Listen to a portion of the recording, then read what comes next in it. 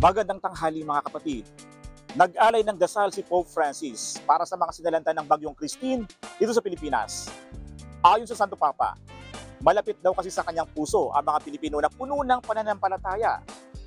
Ayun mga kapatid, anong prayer nyo para sa mga sinalanta ng bagyo?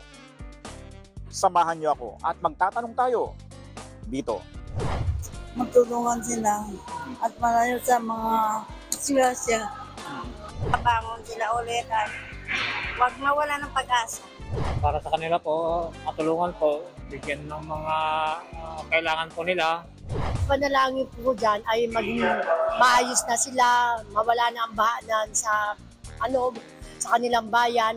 At isa pa po, walang makasakit ng bawat isa, bata o matanda, at saka mabigyan sila ng pangangailangan nila.